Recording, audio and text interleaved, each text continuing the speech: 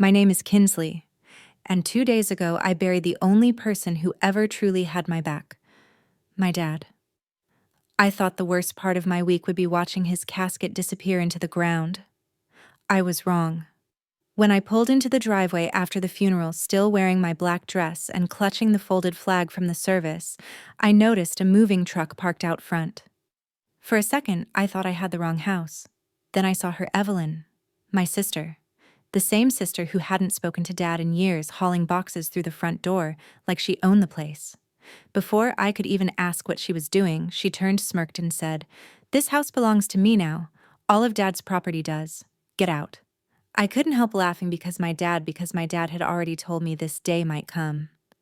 It's strange, really, how you can love someone so much and still see the storm brewing years in advance. My sister, Evelyn, and I grew up under the same roof in a small town in Oregon.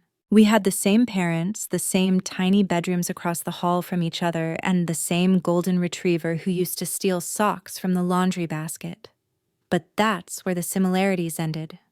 Evelyn was older by 4 years, and from the moment she could drive, she treated our family home like a prison she needed to escape.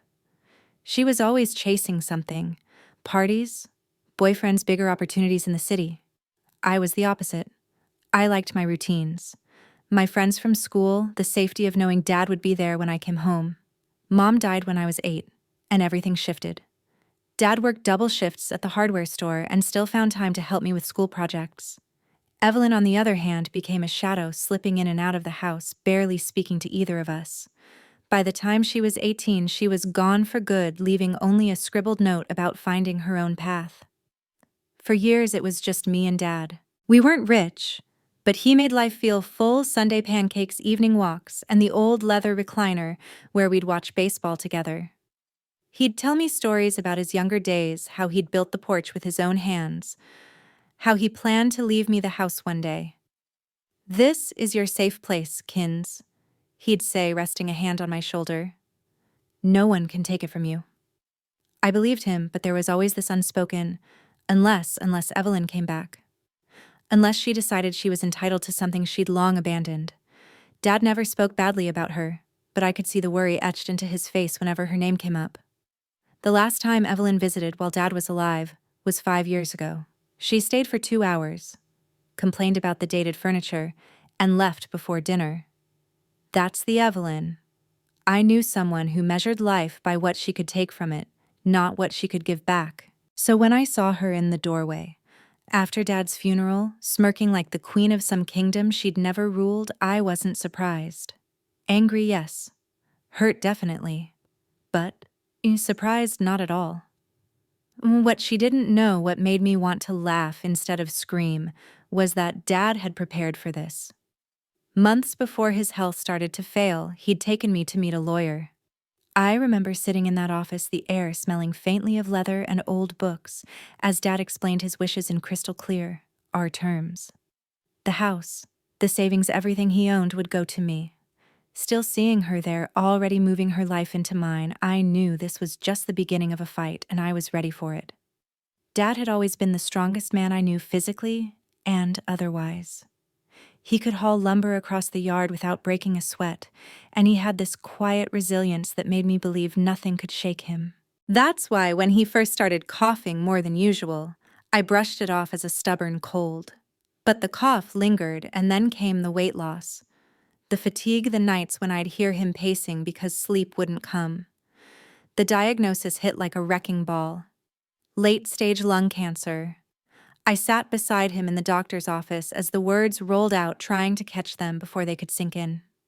He didn't smoke, not since before I was born, but the years working in dusty construction sites had done their damage. He took the news with the same calm he carried through everything. I did not. From that moment, my life became about making his easier. I rearranged my work schedule, used my vacation days, and eventually took unpaid leave. I drove him to treatment, sat in sterile waiting rooms, and learned to read every twitch of his face when the pain hit, when he was tired, when he was pretending to be fine. Evelyn called twice during those months. Twice. The first time she left a voicemail asking if Dad needed anything. The second she sent a text. "Hope things are okay." That was it. She didn't visit. She didn't ask about his treatment. She didn't hear the way he groaned when he tried to get out of bed, or see the way his hands shook when he poured his coffee. There were quiet moments, though, ones I'll hold on to forever. We'd sit on the porch in the evenings, the air thick with the smell of pine from the trees he'd planted decades ago. Sometimes we'd talk, sometimes we wouldn't. But one night, as the sun dipped below the hills, he turned to me and said, "Kins, I don't know how much time I have left, but I do know one thing. I want you to have this house. I built it for our family, and you're the only one who's treated it like home." That was the night he told me about the lawyer, about the will, about making sure there was no loophole Evelyn could use to take it from me. His voice was steady, but his eyes glistened. As the months passed, his world grew smaller: doctor's visits, the bedroom, the porch when the weather was good. I learned to cook his favorite meals even when he barely touched them. I read to him when his eyes got too tired. And when the hospice nurse started coming, I knew we were at the final stretch. The morning he passed was quiet. The nurse was there. I was holding his hand, and the room was filled with that strange, heavy stillness that comes when a chapter closes. I thought the hardest part was over. I didn't know that the real fight, the one Dad had tried to prepare me for, was just beginning. The morning of Dad's funeral was gray, the kind of overcast that felt like the sky itself was mourning. I'd woken before dawn, sitting at the kitchen table with a mug of coffee gone cold, staring at the neatly folded black dress on the chair. There was a dull hum in my head, like my body already knew it had to move on autopilot to get through the day. The church was full: neighbors, old friends, men Dad had worked with decades ago, who showed up in worn jackets and calloused hands. They shared stories about him building their porches or fixing their leaky roofs for nothing more than a slice of pie. Listening to them made my chest ache with both pride and loss. Evelyn was there, of course, sitting in the second row on the opposite side of the aisle. She wore a sleek black coat, her hair pinned perfectly as if this were some business meeting she had to endure. We didn't speak. Her eyes met mine, once cold and unreadable, before sliding away. The service passed in a blur. Hymns, readings, the eulogy I somehow managed to give without falling apart. At the graveside, I stood with the folded American flag pressed to my chest, the smell of fresh earth filling the air as the casket was lowered. People hugged me, whispered, "I'm so sorry," and drifted away until it was just me and the sound of shovels. By the time I left the cemetery, I was running on fumes. I just wanted to get home, kick off my heels, and sit in Dad's recliner with the photo album we'd started last year. The drive was quiet, the kind where the silence feels heavier than any words. That's why I noticed it immediately. The moving truck parked right in front of my driveway. For a split second, I thought maybe the driver was lost, but then I saw the back door of the truck open, boxes stacked high inside, and a familiar car parked next to it. My stomach tightened. I pulled up and got out, my heels crunching on the gravel. And there she was, Evelyn, striding out the front door of my house, with a box in her arms like she'd been living there for years. "What are you doing?" I asked, my voice sharper than I intended. She set the box down, brushed an imaginary speck of dust from her sleeve, and gave me that smirk I remembered from childhood, the one that said she'd already decided she was smarter, stronger, better. "This house belongs to me now," she said, her tone dripping with satisfaction. "All of Dad's property does. Get out." I stood there still in my funeral dress, holding the flag from Dad's service. And for a moment I felt like I'd stepped into some twisted dream. And then, despite the exhaustion, despite the grief, I laughed. Because my dad, he'd seen this coming. And he'd made sure I was ready, because my dad had warned me this day might come. It was about 9 months ago, long before the word cancer entered our daily vocabulary. We were sitting in the living room on a rainy Saturday, Dad nursing a cup of tea while I balanced my laptop on my knees, half working, half watching the storm outside. "Kins," he said suddenly, his voice carrying that tone he used when something serious was about to follow. "We need to talk about the house." I frowned. "The house? Why, you're not. I'm not planning on going anywhere soon." He interrupted with a small smile. "But life's unpredictable. And your sister? Well, she's unpredictable too. That's when he told me about Evelyn's last visit years ago, how she'd made snide comments about selling this place for a decent price and upgrading to something in the city. I'd brushed off those comments at the time as typical Evelyn arrogance, but Dad hadn't. I've worked too hard on this place for it to end up in the hands of someone who doesn't care about it.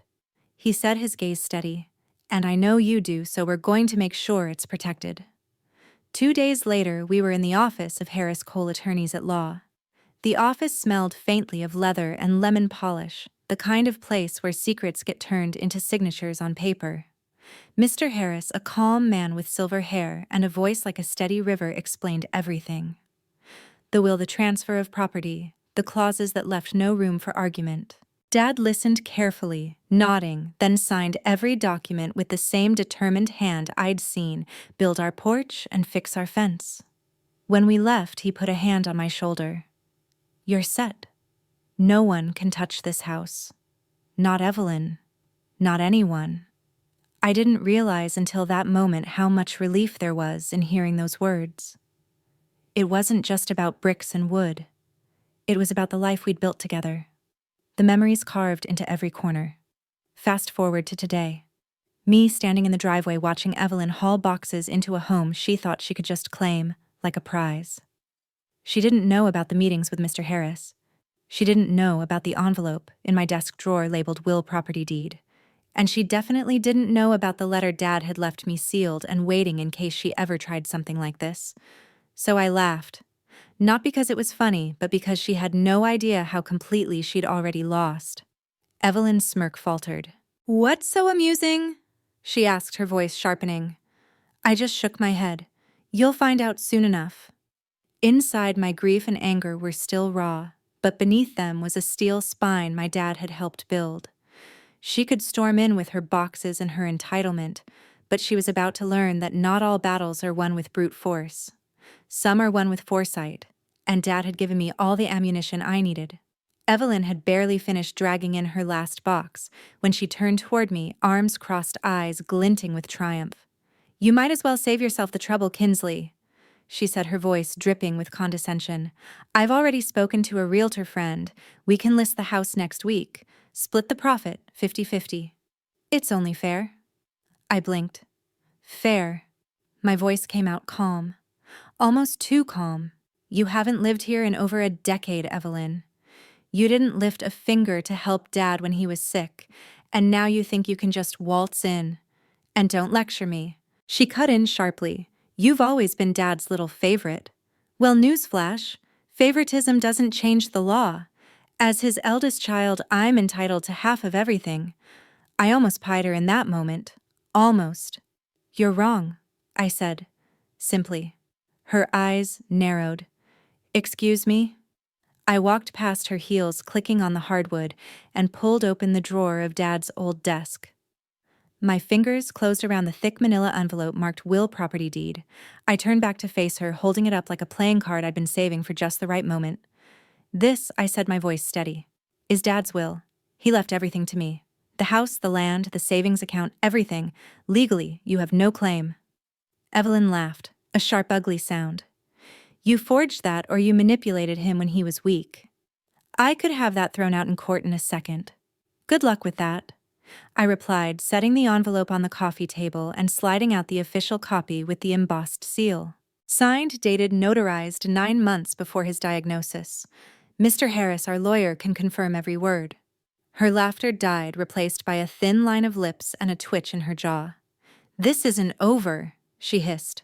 You're right, I said, leaning forward. It's not over until you're out of my house. Her face flushed a deep red. Your house? This is our childhood home. Our childhood home, I said quietly. That you abandoned when you turned 18. The same home you mocked for being outdated and worth more as a teardown. Dad built this place with his hands, Evelyn. You don't get to claim it now just because it's convenient. The tension in the air was thick enough to choke on. Outside, I could see Mrs. Whitmore from next door, slowing her walk to watch us through the window. Evelyn noticed too, her voice dropped, her eyes darting nervously. You always were dramatic, she muttered, grabbing a box off the floor. Fine, I'll call my lawyer. Well, See what a judge thinks. Please do, I said, folding my arms, but while you're at it, remember that breaking and entering and attempting to seize property that doesn't belong to you are crimes, and I'd be happy to let the police sort that out. She froze the box, still in her hands. That was when I reached into the envelope again and pulled out the sealed letter Dad had left me. I didn't even have to open it.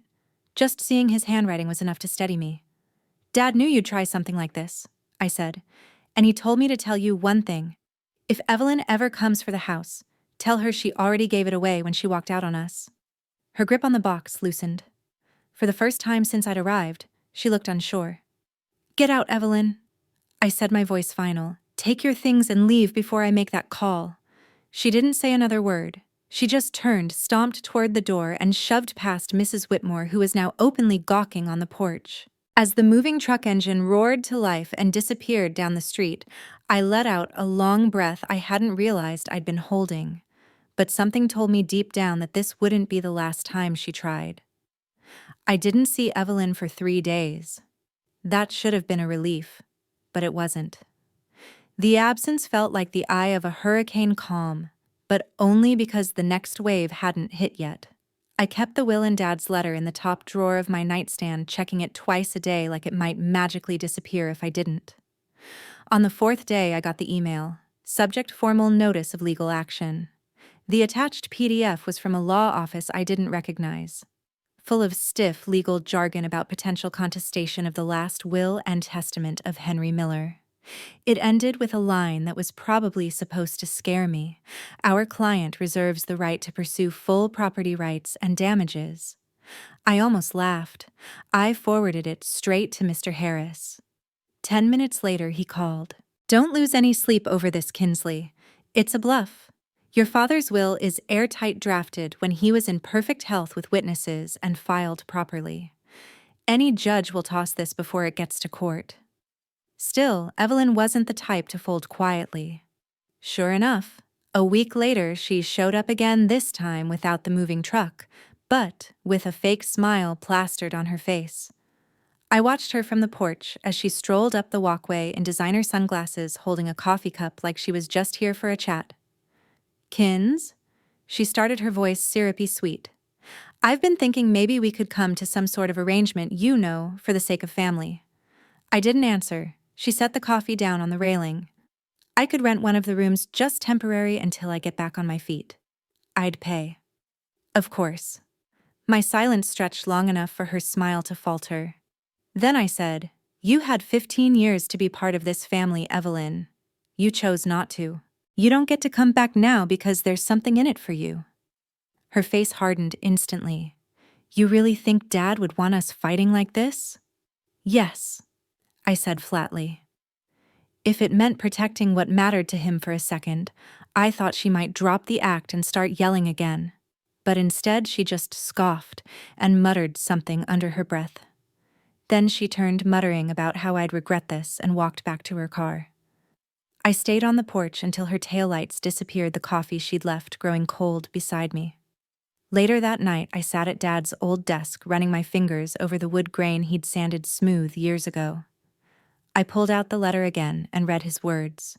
Be strong, Kinsley. People will show you who they are when they think they can take from you. Protect this home, and you'll be protecting me too. He was right. And Evelyn had shown me exactly who she was. 2 weeks later, I got the call from Mr. Harris. She dropped it, he said without preamble. I blinked. What, her lawyer officially withdrew any intent to contest the will. No explanation, just a formal notice. That's it. You're in the clear. The relief came in a strange way, not like a wave washing over me, but more like the slow release of a knot that had been pulled tight for months. Still, I didn't trust it. Evelyn didn't quit because she had a change of heart. She quit because something wasn't going her way. I found out what that was. 3 days later, a mutual acquaintance, Mrs. Whitmore from next door, of course, told me she'd overheard Evelyn at the grocery store complaining that her investment deal had collapsed and she didn't have the money for a long court fight. Translation: she couldn't afford to keep coming after me. I should have felt triumphant, but mostly I just felt tired.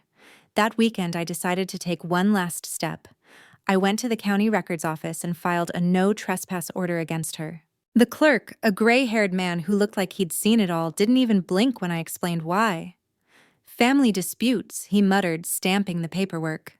Worst kind there is. On Monday, I changed the locks. It felt symbolic, closing the door literally and figuratively. On a chapter that had threatened to consume me a few days later, Evelyn called. I almost didn't pick up, but something in me wanted to hear what she'd say now that the fight was over. Kinsley? She began, her tone flat. I heard you filed that order. That's right, I said. You didn't have to go that far. Yes, I did.